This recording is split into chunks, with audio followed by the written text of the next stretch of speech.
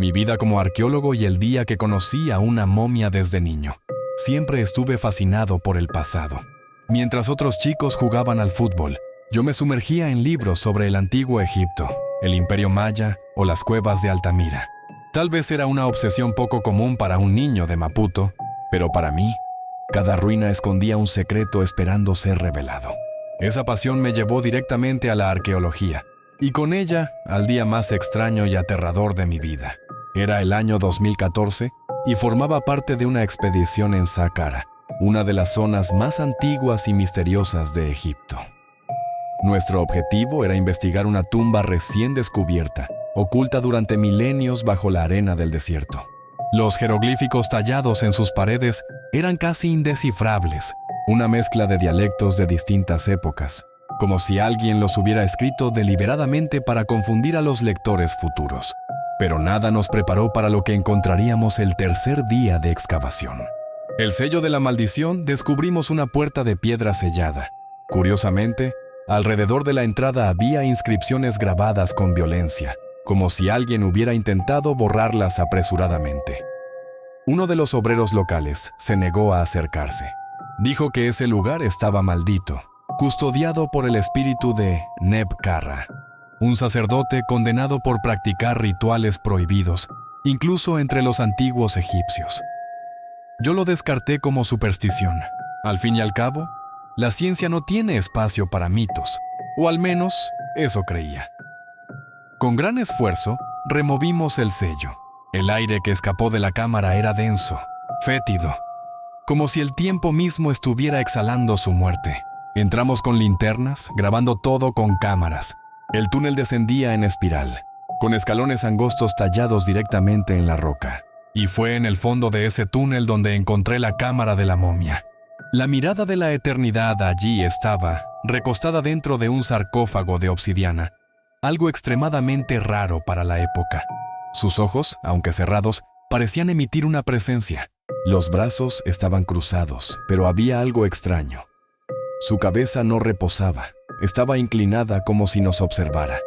Es solo una ilusión óptica, me dije a mí mismo. Alrededor del sarcófago había decenas de vasos canopos, pero todos vacíos, lo que significaba que los órganos de la momia habían sido removidos, pero nunca conservados. Un insulto gravísimo para los estándares egipcios. ¿Un castigo? ¿Un ritual olvidado? Mientras tomaba fotografías de la momia, uno de los asistentes, Ahmed, tropezó con algo. Una pequeña caja de madera enterrada en la esquina de la sala. Estaba cubierta con símbolos y tenía un solo cierre de cobre. Contra todas las recomendaciones de seguridad, la abrí allí mismo. Dentro había un pergamino y una daga hecha de hueso humano.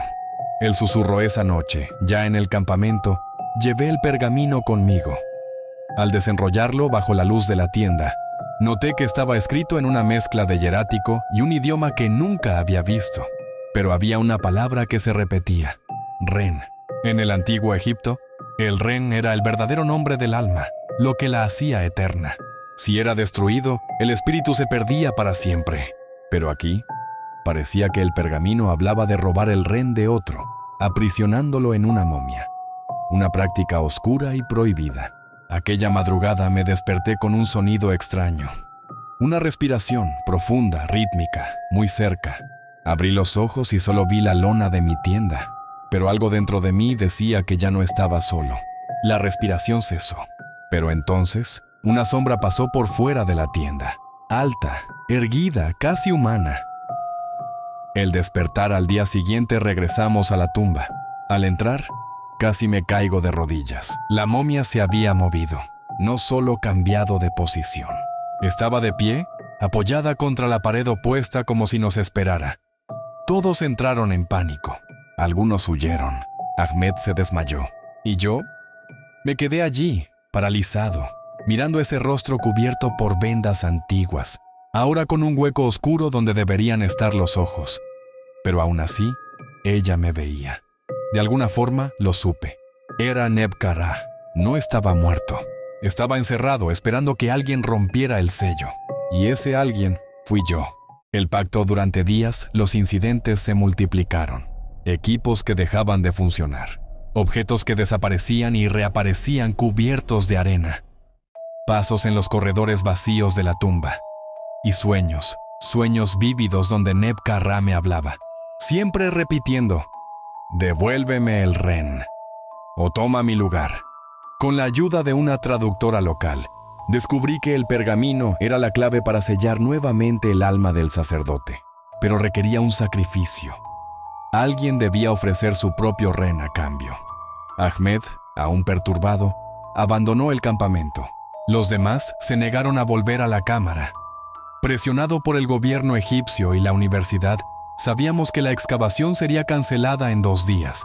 O actuaba pronto, o el espíritu de Neb-Karra quedaría libre. Esa noche, regresé solo a la tumba. El encuentro final llevé la daga, el pergamino y una pequeña vela. Al entrar, Neb-Karra ya estaba allí. No me atacó, solo me observó. Una presencia antigua, paciente. Sabía que yo entendía. Sabía que yo sabía. Comencé el ritual. Leí las palabras tal como estaban escritas, sintiendo que el aire a mi alrededor se volvía más pesado, como si milenios comprimieran el tiempo y el espacio en ese instante. Pero al llegar a la última frase, dudé. Parte de mí quería entender a ese espíritu, saber por qué había sido castigado, por qué existía ese lugar. Él se acercó, levantó la mano y por primera vez habló. «Ya me liberaste. Ahora no hay elección». Sentí un calor agudo atravesarme el pecho. La daga cayó de mi mano y entonces todo se volvió oscuridad. Epílogo: desperté en un hospital en El Cairo. Los oficiales dijeron que me encontraron desmayado dentro de la tumba, con la momia calcinada a mi lado. La caja y el pergamino habían desaparecido. Mis colegas juraron que hablé durante 3 días seguidos, en un idioma muerto desde hace 4000 años. Hoy, años después, todavía sueño con aquel lugar. Todavía escucho la voz de Neb-Karra y a veces, al mirarme al espejo, veo algo en mis ojos que no reconozco, algo antiguo, algo que jamás se fue.